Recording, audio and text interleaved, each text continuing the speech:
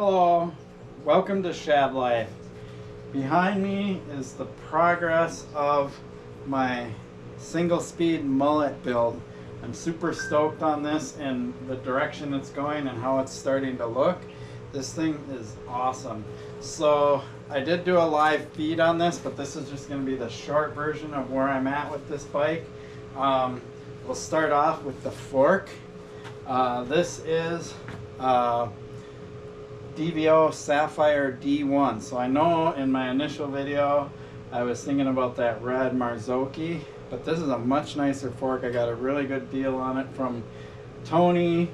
So we're going blue, so it's going to be a yellow and blue scheme rather than a yellow and red scheme, and I'm super stoked on that because blue is my favorite color. So I love the combo of yellow and blue together. When I was a kid, I actually had a BMX bike that was a blue frame with yellow and gold parts, and so this is kind of cool with that color combo. Is super cool. So fork, super nice fork. What's cool about this is I can adjust it in 10mm increments. Right now it's in its 140mm setting. There's two spacers, so I can drop it to 130 and I can drop it to 120.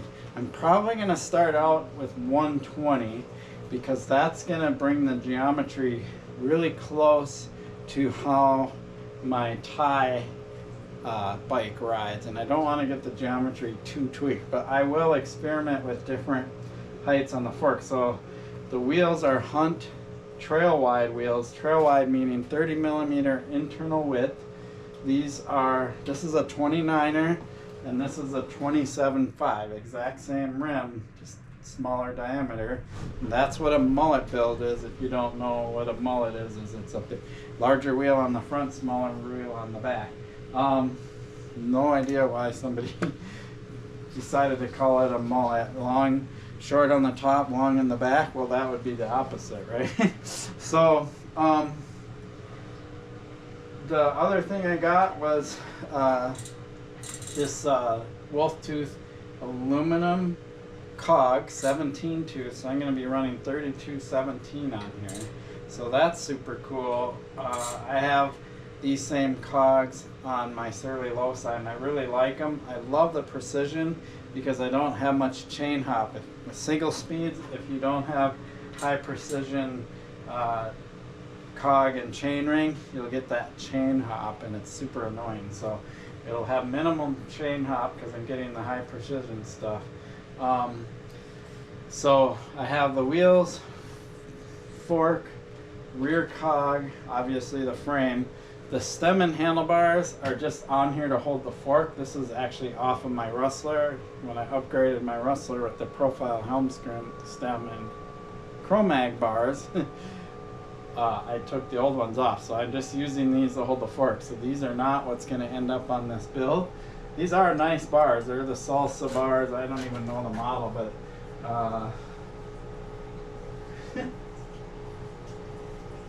jeez, SAIS, whatever. I give up. So the things I haven't decided on yet are the seat post, dropper post. I haven't decided on that yet, and I haven't decided on, what was the other part? Brakes.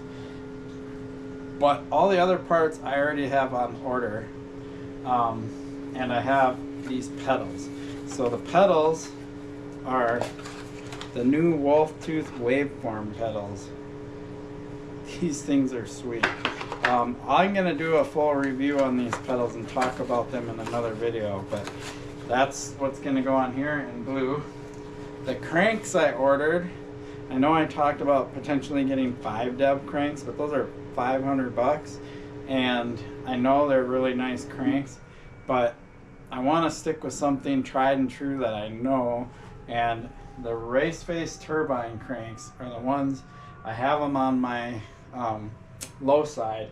I love them. They're lightweight, they're strong, 30mm spindle. So I got those cranks in black. I'll have the blue pedals, and then Race Face makes chain rings that fit on their cranks. So I got a blue Race Face chain ring. So I'll have a black crank, blue pedals, blue chain ring, trying to balance it out and not get too much blue, although I'll talk about the cockpit up here in a second because I might have went a little overboard.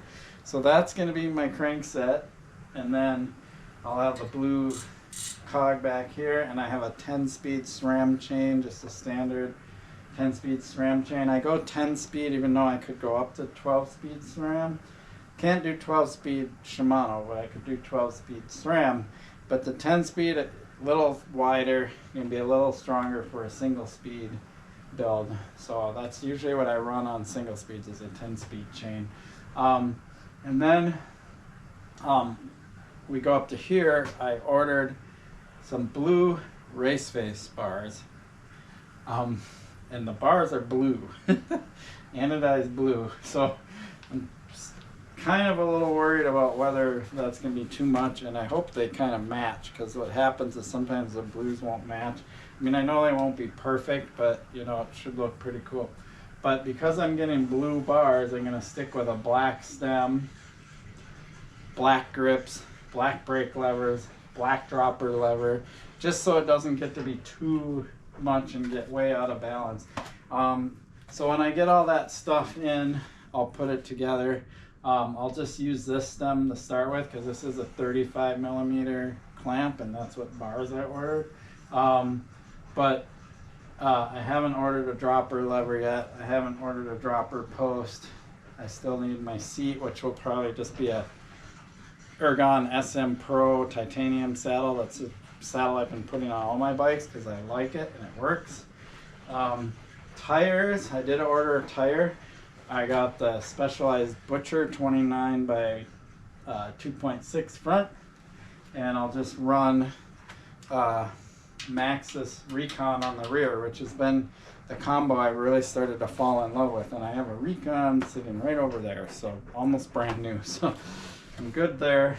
So I'm really, it's just going to be brakes and seat post is all I have left to figure out.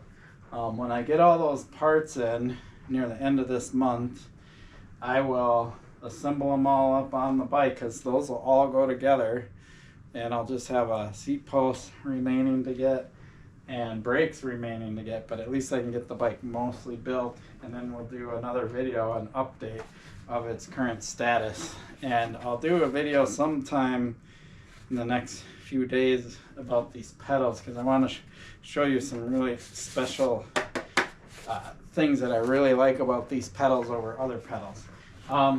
So there you have it. Esker Hayduke frame in steel with all these parts on it. This is going to be a sweet bike. I'm pretty stoked about it. So why am I doing this? And I mentioned it once before, but I'll remind everybody. This is going to be kind of my experimental bike. I want to try Mullet. I've never ridden Mullet before, so that's the initial purpose of doing this.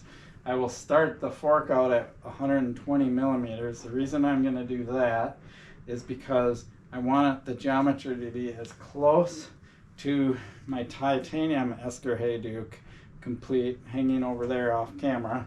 I don't want the geometry to get too out of whack. And then, based on that, I can start experimenting. I can change the travel of the fork, see how it affects how the bike rides. It'll slacken it a little bit, make it ride a little different, things like that. And then later on down the road, it's going to start out as a single speed build. I might start playing around with different gear things that aren't your standard. That's why I got the HG driver here instead of a micro spline or a SRAM XD. Is I want to try something like Box 9. Box 9 is, I'm really curious about it because I've heard really good things about the spacing and how it covers a wide gear range and all that stuff. So we'll start off single speed, play around with the fork. Maybe I'll get a 27.5 wheel, or I could just swap them, but then I end up with different rim widths and stuff. I could get another Hunt 27.5 wheel, we'll see, and compare stuff. I don't know, we'll see where this goes. It'll be kind of a fun experiment. So for now, it's just a fun winter build project. Awesome. If you like this kind of stuff and you want to watch this build project. Definitely hit the subscribe button so you get my videos in your feed, and like this video if you like it. Sweet. Peace.